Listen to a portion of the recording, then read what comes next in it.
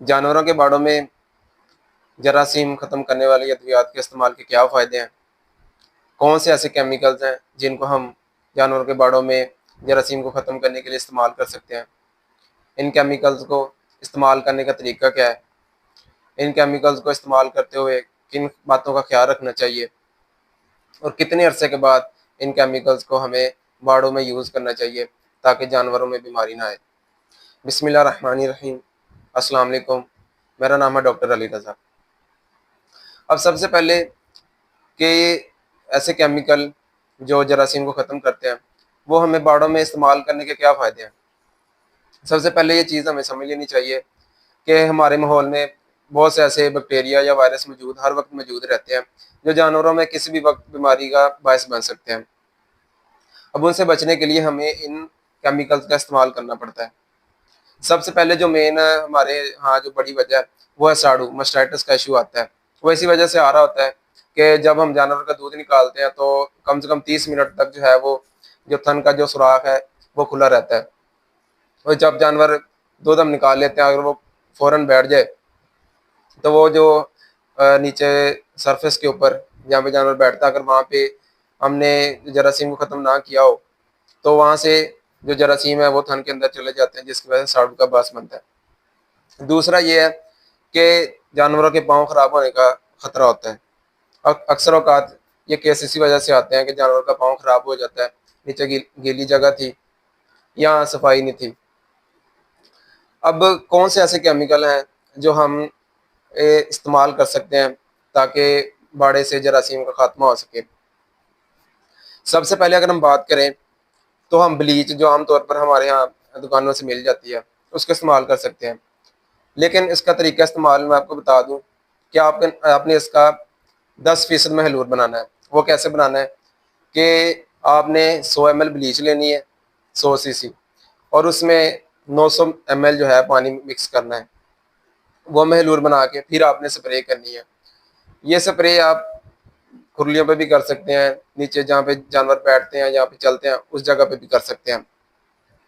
अब इससे अगला जो हम केमिकल इस्तेमाल कर सकते हैं, वो है चूना। ये तो आमतौर पर भी हमें जो है लोगों को इसके बारे में काफ़ी अवेयरनेस है, लेकिन फिर भी हमें ये हर थोड़े दिनों बाद, 2-3 दिन बाद इस्तेमाल करते रहना चाहिए। ख़ास तौर पर जहाँ पे जानवरों में जो मास्टाइटिस या पाँव खराब होने का मसला रहता है, वहाँ पे हमें वो क्यों हो रहा होता है? पाँव खराब होने का मसला तो जो आमतौर पर गीली जगह होती है, उसकी वजह से हो रहा है। तो ये चूना है, ये गीली जगह पे हम इस्तेमाल कर सकते हैं ताकि जानवरों के पाँव खराब ना हो। उससे अगला जो केमिकल है, वो फिनोल है। ये आमतौर पर अस्पतालों में या वेटरनरी जो हॉस्पिटल्स हैं, वहाँ पे भी इस्तेमाल हो रहा होता है। जो भी फर्श वगैरह होता है, उसके ऊपर इस्तेमाल होता है ताकि वहाँ से जरासीम ख़त्म हो। तो ये हम जानवरों के बाड़ों में भी इस्तेमाल कर सकते हैं। अब इसका इस्तेमाल कैसे करना है कि आपने जो सरफेस है, ठीक है, जो आपकी खुरलियाँ वगैरह हैं, वहाँ पे भी आप इसका स्प्रे कर सकते हैं। ये बना बनाया सोल्यूशन मिल जाता है, ठीक है। लेकिन क्या कहते हैं कि इसके बारे में बड़ी एहतियात हमें जानवरों में करनी चाहिए, वो मैं आगे चल के आपको बताता हूँ। इससे आगे जो हम इस्तेमाल कर सकते हैं, वो है KMN4, जिसको हम पोटाशियम परमैंगनेट भी बोलते हैं, या हम इसे पिंकी भी बोलते हैं आम ज़ुबान में। तो इसका भी हम डिसइंफेक्टेंट के तौर पर इस्तेमाल कर सकते हैं, लेकिन इसका बड़ा हल्का सा सोल्यूशन हमें बनाना चाहिए ताकि जो है ये वहाँ पे, क्योंकि इसके कुछ नुकसानात भी हैं कि वहाँ पे निशानात पड़ जाते हैं या काफ़ी देर तक वहाँ पे रह जाता है, और जानवर को भी ये अफेक्ट कर सकते हैं। अब इससे जो अगला है, वो है फार्मलिन। इसका भी हम इस्तेमाल कर सकते हैं। फार्मलिन का महलूल हमें सिर्फ 3 या 5% इस्तेमाल करना चाहिए। अब ये भी कैसे बनाना है कि आपने अगर 1 लीटर बनाना है, तो आपके पास 970 सीसी ml जो है वो पानी होना चाहिए, और 30 ml जो है वो आपने फार्मलिन मिक्स करके आपने स्प्रे बना लेना है। और वो आप खुरलियों पे, जिस जगह जानवर बैठते हैं उस जगह पे, या इर्द गिर्द जो बाड़ा है, जो भी आपने वहाँ पे फेंस लगाई हुई है, वहाँ पे भी कर सकते हैं ताकि जरासीम खत्म हो सके। अब इनके मैं फ़ायदे बता देता हूँ। सबसे पहले जो ब्लीच है ना, ठीक है, ये हर तरह के वायरस, ठीक है, जितने भी हैं, हर तरह का बैक्टीरिया, उसको ख़त्म कर देती है। और जो फिनोल है, वो उसकी सबसे अच्छी बात ये है कि वो फंगस को भी ख़त्म करती है। बैक्टीरिया और वायरस को तो खत्म करती है, साथ फंगस को भी खत्म करती है। इसी तरह की MnO4 है, पिंकी है जो, वो भी बहुत से जो बैक्टीरिया उसको खत्म करती है, लेकिन वायरस पे इसका असर नहीं होता। इसी तरह फार्मेलिन है, फार्मेलिन भी जो तमाम जरासीम है, वायरस है, बैक्टीरिया, उनको खत्म करती है। इसका खास तौर पर इस्तेमाल हम फुट डिप में इस्तेमाल करते हैं, जो जानवरों को पाँव से मिसाइल सट जाता है। अब इन केमिकल्स को इस्तेमाल करने से पहले हमें कौन सी एहतियातें हैं जो हमें मद्देनजर रखनी चाहिए। सबसे पहली जो एहतियात है वो ये है कि जब आप स्प्रे करें, इन केमिकल्स का इस्तेमाल करें, तो जानवर बाड़े में मौजूद ना हो, कि जानवर को कोई नुकसान ना हो। जानवर जो है स्प्रे करने से पहले आप बाड़ा से बाहर निकाल दें। अब जिस तरह ब्लीच है, ठीक है, अगर इसकी स्प्रे हम कर रहे हैं तो ये इसका असर 15 से 20 मिनट, ज़्यादा से ज़्यादा आधा घंटा तक होता है। तो आधे घंटे के बाद थोड़ा सा और टाइम दें, 15-20 मिनट बाद, तकरीबन 1 घंटे बाद जब स्प्रे करने के बाद फिर आप जानवर को बाड़े में लाएं। अगर आप फार्मेलिन या फिनॉल का इस्तेमाल करते हैं तो ये ज़्यादा देर तक उधर मौजूद रहती है, इसकी वजह से कोई गैसेस भी बनती हैं। तो इसके लिए ज़रूरी है कि बाड़े से अच्छी तरह हवा गुजर जाए, ठीक है, उसके बाद जानवर का बाड़े में इस्तेमाल करें ताकि जानवरों को नुकसान ना हो।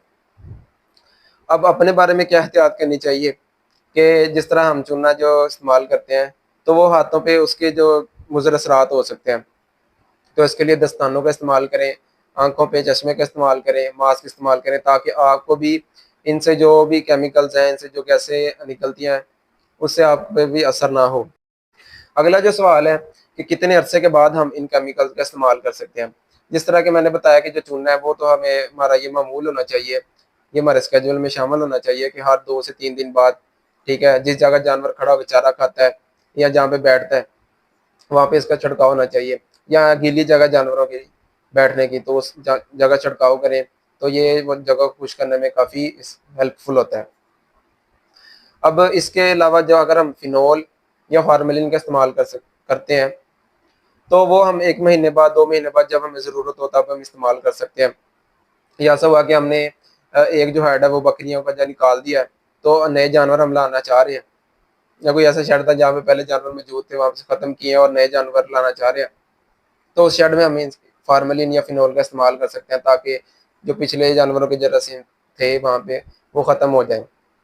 इसके अलावा कुछ ऐसी अहम जगह हैं जिनका डिसइंफेक्ट होना बड़ा ज़रूरी है, जिसमें ऐसी जगह जहाँ पे हम जानवर का दूध निकालते हैं, उस जगह का खुश्क होना, वहाँ पे जरासीम का ना मौजूद होना, ये बड़ा ज़रूरी है।